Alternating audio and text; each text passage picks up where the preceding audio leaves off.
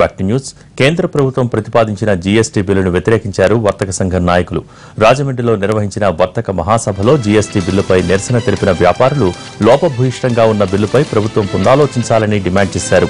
ఈ బిల్లు వల్ల చిన్న వ్యాపారులు నష్టపోయే ప్రమాదం ఉందని హెచ్చరించారు. ఇదే విధానం అమలు చేస్తే పరిశ్రమలు మూతపడతాయని ఆవేదన వ్యక్తం చేశారు. త్వరలో ఏపీ వ్యాప్తంగా ట్రేడ్ మార్కెట్ బంద్ చేపడతామని హెచ్చరించారు.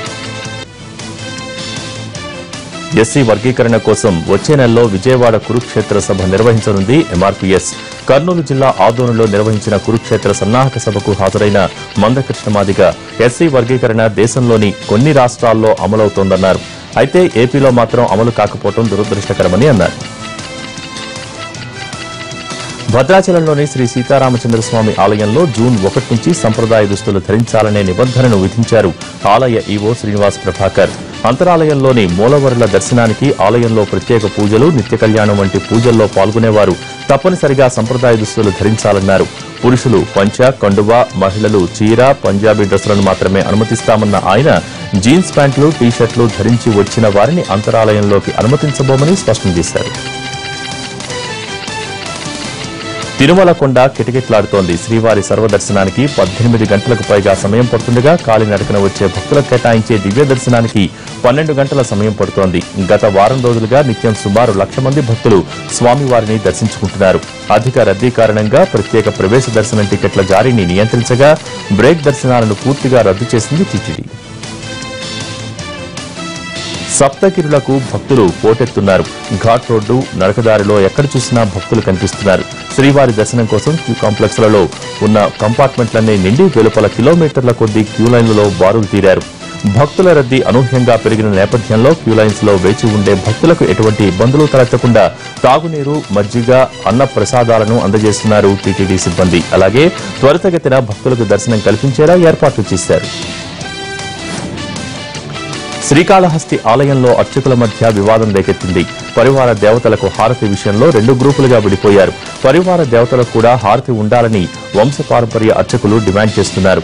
ఈవో, ఆలయ కమిటీ ఆశీస్సులు ఉన్న ప్రధాన అర్చకులు మాత్రం హారతి రద్దు చేస్తున్నట్టు ప్రకటించారు. దీంతో 2గా చీలిపోయారు అర్చకులు. ఈ నెల 21న దక్షిణామూర్తి దగ్గర హారతి ఇచ్చే సందర్భంగా భక్తులు ఇచ్చే కానుకల విషయంలో 2 పరిచారకులు గొడవపడ్డారు. ఈ విషయం బయటకు తెలియడంతో ఈవో 2 పరిచారకులను సస్పెండ్ చేశారు. తర్వాత అక్కడ ఉన్న అర్చకుడికి మెమో ఇచ్చారు. దాంతో ఇక నుంచి పరివార దేవతలతో పాటు దక్షిణామూర్తి వద్ద హారతులు ఇచ్చే సంప్రదాయాన్ని రద్దు చేస్తామని ప్రకటించారు ప్రధాన అర్చకుడు. కేవలం వీఐపీలకు మాత్రమే ఇక్కడ హారతి ఇస్తామని చెప్పారు. అయితే ఈ నిర్ణయంపై అభ్యంతరం వ్యక్తం చేస్తున్నారు భక్తులు. జగతికి సూర్య చంద్రులు, తెలుగు జాతికి రామచంద్రులు పేరుతో ఎన్టీఆర్, చంద్రబాబుపై పుస్తకాన్ని రూపొందించారు వాజీ కమ్యూనికేషన్ అధినేత జి శ్రీనివాసరావు. ఎన్టీఆర్ జీవిత చరిత్రకు సంబంధించిన ఫోటోలతో రూపొందించిన ఈ పుస్తకాన్ని మంత్రి గంటా శ్రీనివాసరావు ఆవిష్కరించారు. అనంతరం ఎన్టీఆర్ ట్రస్టుకు 6.5 లక్షల రూపాయల విరాళం అందించారు వాజీ కమ్యూనికేషన్స్ అధినేత శ్రీనివాసరావు. ఈ విరాళం 10 మంది విద్యార్థులకు ఏడాది పాటు ఉపయోగపడనుంది. హుక్కా ముడి సరుకును విక్రయిస్తున్న ఓ వ్యక్తిని అరెస్ట్ చేశారు జగిత్యాల జిల్లా పోలీసులు. కోరుట్ల పట్టణానికి చెందిన బాలరాజు హుక్కాకు కావలసిన ముడి సరుకును హైదరాబాద్ నుంచి తక్కువ ధరకు తెచ్చి జగిత్యాల పరిసర ప్రాంతాల్లో రహస్యంగా విక్రయిస్తున్నాడు. సమాచారం తెలుసుకున్న పోలీసులు నిందితుడిని రెడ్ హ్యాండెడ్ గా పట్టుకున్నారు. ఇతడి నుంచి హుక్కా పీల్చే యంత్రాలతో పాటు 30 బాక్సుల రసాయన పదార్థాలు స్వాధీనం చేసుకున్నారు.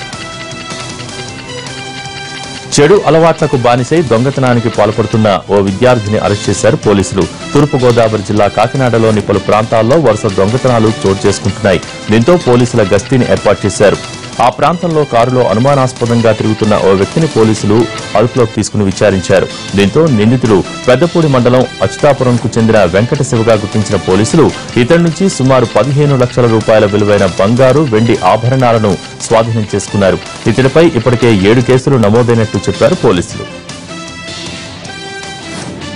అనుమతులు లేకుండా క్వారీలు నిర్వహిస్తే క్రిమినల్ కేసులు నమోదు చేస్తామని హెచ్చరించారు ఏపీ భూగర్భ గనుల శాఖ మంత్రి సుజయ్ కృష్ణ రంగారావు. ఫిరంగిపురంలో మైనింగ్ క్వారీని మంత్రి పరిశీలించారు. క్వారీ ప్రమాదంపై అక్కడి అధికారుల్ని అడిగి వివరాలు తెలుసుకున్నారు. భవిష్యత్తులో ఇలాంటి ఘటనలు పునరావృతం కాకుండా చర్యలు తీసుకుంటామని అన్నారు. నిబంధనలకు విరుద్ధంగా ఉన్న వాటిని రద్దు చేస్తామన్నారు.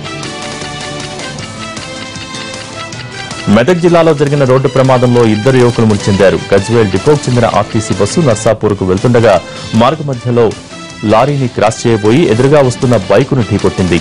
ఈ ప్రమాదంలో ఇద్దరు డ్రైవర్లు అక్కడికక్కడే మృతి చెందారు. ఈ ఘటనపై కేసు నమోదు చేసుకుని దర్యాప్తు చేస్తున్నారు పోలీసులు. వరకట్న వేధింపులతో గుంటూరు జిల్లా కాకుమానులో శ్రీలత అనే గృహిణి ఆత్మహత్యకు పాల్పడింది.